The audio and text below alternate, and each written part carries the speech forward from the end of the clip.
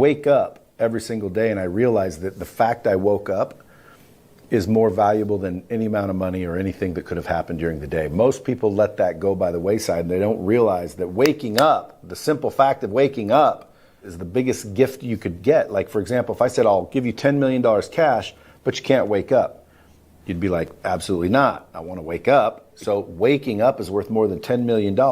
Yet when people wake up, they wake up negative. They wake up worrying about the day and worrying about their problems, when in reality, if you can shift your perspective and have that kind of gratitude, when you wake up, you realize it's worth more than $1 million. And you have that same enthusiasm as if someone gave you $10 million cash. You'd be enthusiastic, you'd be optimistic, you'd be freaking excited, you'd be pumped. Nothing could ever bring your mood down for at least a couple days anyway, right? So you're going after life with that enthusiasm, and that perspective is now optimism. That perspective is positive. Problems are no longer problems, they're opportunities. You're excited that you have to figure out how to get your rent paid. Because if I said, look, you're going to have to wake up and go figure out how not to get kicked out of your apartment, right? That's a problem a lot of people would complain about. But if I were holding a gun to your face and when you woke up, I said, listen, you're going to go handle this with enthusiasm or I'm going to pop you and you won't wake up, you'd be really enthusiastic that I didn't snipe you. Get your mind in the right perspective. Like, make sure that you understand waking up is more valuable than millions of dollars. And you get to do it every single morning. So have that gratitude from the very second you get up, and then start your day. Now, before you even leave your house, I would recommend focus on your health, because without that, you're screwed. Focus on your relationships, because that's the new economy. That's the new currency, relationships. Then focus on your money. A lot of people don't want you to, but trust me, it's very important. And then focus on feeding this. You want to pick up a self-help or a personal development book every single day. Read 10, 20 pages every single day. As most people don't get, if you want to change what you're getting, you have to change what you're doing. In order to change what you're doing, you have to change what you believe. And in order to change what you believe, you have to have new information. So that book every single day, those pages every single day. Before you even leave the house, work on your health, focus on relationships, focus on driving revenue, and seek new information. Wake up grateful, focus on your health, focus on relationships, focus on your money, and focus on your knowledge. That, my friend, would make you, I would say, as positive and confident as you could get in the next 45 to 60 days. That's a process worth billions right there. What starts here changes the world. I have a few suggestions that may help you on your way to a better world. And while these lessons were learned during my time in the military, I can assure you that it matters not whether you ever served a day in uniform. It matters not your gender, your ethnic or religious background, your orientation, or your social status. Our struggles in this world are similar, and the lessons to overcome those struggles and to move forward, changing ourselves and changing the world around us, will apply equally to all. So here are the 10 lessons I learned from basic SEAL training that hopefully will be of value to you as you move forward in life. Every morning in SEAL training, my instructors, who at the time were all Vietnam veterans, would show up in my barracks room, and the first thing they'd do was inspect my bed. If you did it right, the corners would be square, the covers would be pulled tight, the pillow centered just under the headboard, and the extra blanket folded neatly at the foot of the rack. It was a simple task, mundane at best, but every morning we were required to make our bed to perfection. It seemed a little ridiculous at the time, particularly in light of the fact that we were aspiring to be real warriors, tough, battle-hardened SEALs. But the wisdom of this simple act has been proven to me many times over. If you make your bed every morning, you will have accomplished the first task of the day. It will give you a small sense of pride, and it will encourage you to do another task, and another, and another. And by the end of the day, that one task completed will have turned into many tasks completed. Making your bed will also reinforce the fact that the little things in life matter. If you can't do the little things right, you'll never be able to do the big things right. And if by chance you have a miserable day, you will come home to a bed that is made, that you made. And a made bed gives you encouragement that tomorrow will be better. So if you want to change the world, start off by making your bed.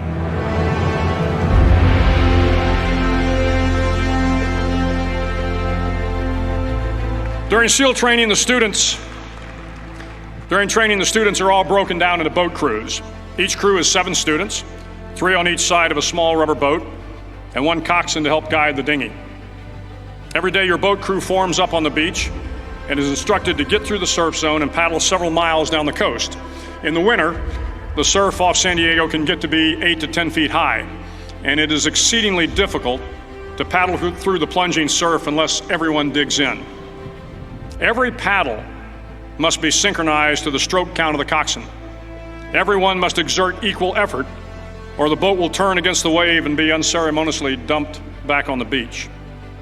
For the boat to make it to its destination, everyone must paddle. You can't change the world alone. You will need some help. And to truly get from your starting point to your destination takes friends, colleagues, the goodwill of strangers, and a strong coxswain to guide you. If you want to change the world, find someone to help you paddle. Over a few weeks of difficult training, my SEAL class, which started with 150 men, was down to just 42. There were now 6 boat crews of 7 men each. I was in the boat with the tall guys, but the best boat crew we had was made up of the little guys, the Munchkin crew, we called them. No one was over 5'5". The Munchkin boat crew had 1 American Indian, 1 African American, 1 Polish American, 1 Greek American, 1 Italian American, and 2 tough kids from the Midwest. They out-paddled, outran, and outswam all the other boat crews. The big men in the other boat crews would always make good-natured fun of the tiny little flippers the Munchkins put on their tiny little feet prior to every swim. But somehow these little guys from every corner of the nation and the world always had the last laugh, swimming faster than everyone and reaching the shore long before the rest of us. SEAL training was a great equalizer. Nothing mattered but your will to succeed, not your color, not your ethnic background, not your education, not your social status. If you want to change the world, measure a person by the size of their heart, not by the size of their flippers. Several times a week, the instructors would line up the class and do a uniform inspection. It was exceptionally thorough. Your hat had to be perfectly starched, your uniform immaculately pressed, your belt buckle shiny and void of any smudges. But it seemed that no matter how much effort you put into starching your hat or pressing your uniform or polishing your belt buckle, it just wasn't good enough. The instructors would find something wrong. For failing the uniform inspection, the student had to run, fully clothed, into the surf zone, then wet from head to toe, roll around on the beach until every part of your body was covered with sand. The effect was known as a sugar cookie.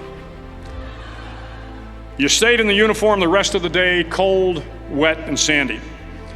There were many a student who just couldn't accept the fact that all their efforts were in vain, that no matter how hard they tried to get the uniform right, it went unappreciated. Those students didn't make it through training. Those students didn't understand the purpose of the drill. You were never going to succeed. You were never going to have a perfect uniform. The instructors weren't going to allow it. Sometimes, no matter how well you prepare or how well you perform, you still end up as a sugar cookie. It's just the way life is sometimes. If you want to change the world, get over being a sugar cookie and keep moving forward. Every day during training, you were challenged with multiple physical events: long runs, long swims, obstacle courses, hours of calisthenics, something designed to test your mettle. Every event had standards, times you had to meet. If you failed to meet those times, those standards, your name was posted on a list, and at the end of the day, those on the list were invited to a circus. A circus was 2 hours of additional calisthenics, designed to wear you down, to break your spirit, to force you to quit. No one wanted a circus. A circus meant that for that day, you didn't measure up.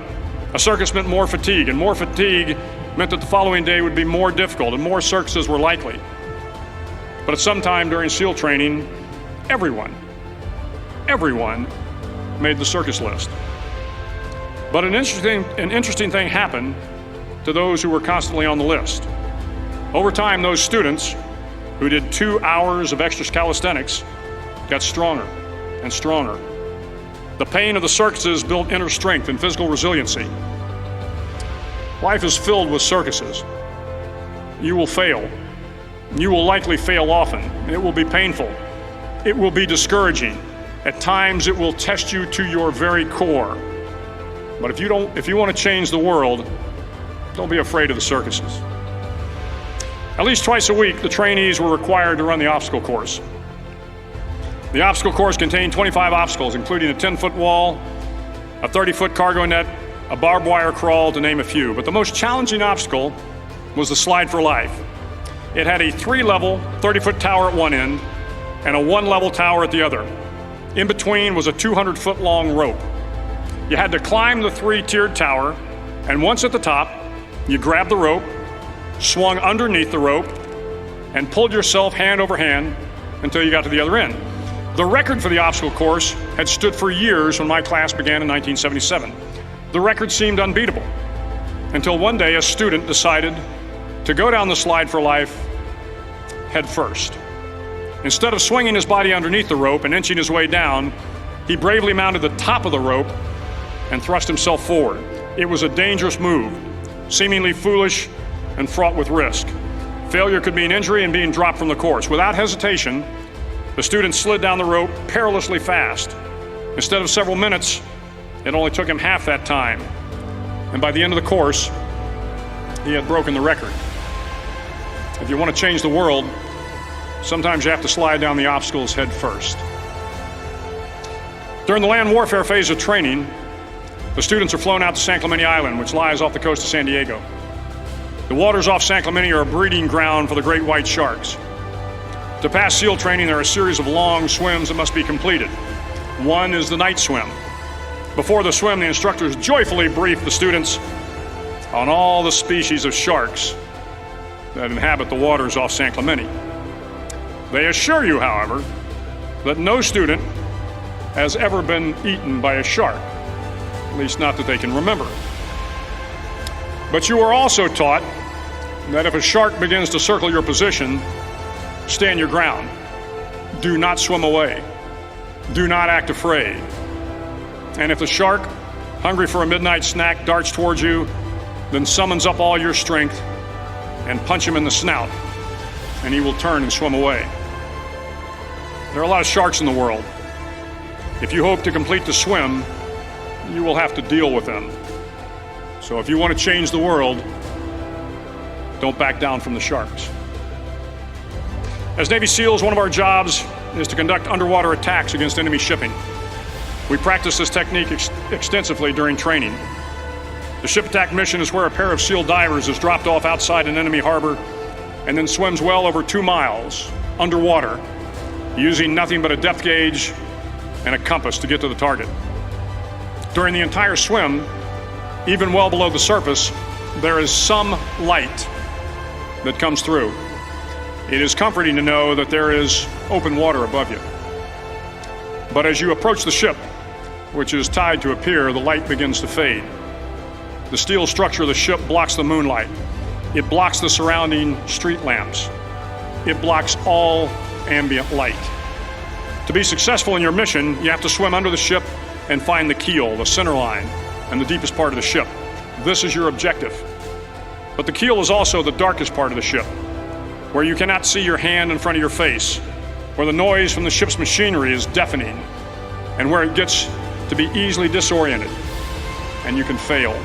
Every SEAL knows that under the keel, at that darkest moment of the mission, is a time when you need to be calm, when you must be calm, when you must be composed, when all your tactical skills, your physical power, and your inner strength must be brought to bear. If you want to change the world, you must be your very best in the darkest moments. The 9th week of training is referred to as Hell Week. It is 6 days of no sleep, constant physical and mental harassment, and one special day at the Mud Flats. The Mud Flats are an area between San Diego and Tijuana where the water runs off and creates the Tijuana Sloughs, a swampy patch of terrain where the mud will engulf you. It is on Wednesday of Hell Week that you paddle down to the mud flats and spend the next 15 hours trying to survive this freezing cold, the howling wind, and the incessant pressure to quit from the instructors. As the sun began to set that Wednesday evening, my training class, having committed some egregious infraction of the rules, was ordered into the mud. The mud consumed each man till there was nothing visible but our heads. The instructors told us we could leave the mud if only 5 men would quit. Only 5 men, just 5 men, and we could get out of the oppressive cold. Looking around the mud flat, it was apparent that some students were about to give up. It was still over 8 hours till the sun came up. 8 more hours of bone-chilling cold. The chattering teeth and the shivering moans of the trainees were so loud, it was hard to hear anything. And then one voice began to echo through the night. One voice raised in song. The song was terribly out of tune, but sung with great enthusiasm. One voice became 2, and 2 became 3, and before long, everyone in the class was singing. The instructors threatened us with more time in the mud if we kept up the singing, but the singing persisted, and somehow the mud seemed a little warmer, and the wind a little tamer, and the dawn not so far away. If I have learned anything in my time traveling the world, it is the power of hope. The power of one person, a Washington, a Lincoln, King, Mandela, and even a young girl from Pakistan, Malala. One person can change the world by giving people hope. So if you want to change the world, start singing when you're up to your neck in mud. Finally, in SEAL training, there's a bell. A brass bell that hangs in the center of the compound for all the students to see. All you have to do to quit is ring the bell. Ring the bell, and you no longer have to wake up at 5 o'clock. Ring the bell, and you no longer have to be in the freezing cold swims. Ring the bell, and you no longer have to do the runs, the obstacle course, the PT, and you no longer have to endure the hardships of training. All you have to do is ring the bell to get out. If you want to change the world, don't ever ring the bell. It will not be easy. Start each day with a task completed. Find someone to help you through life. Respect everyone. Know that life is not fair and that you will fail often. But if you take some risks, step up when the times are the toughest, face down the bullies, lift up the downtrodden, and never ever give up. If you do these things, the next generation and the generations that follow will live in a world far better than the one we have today. And what started here will indeed have changed the world for the better. Thank you very much.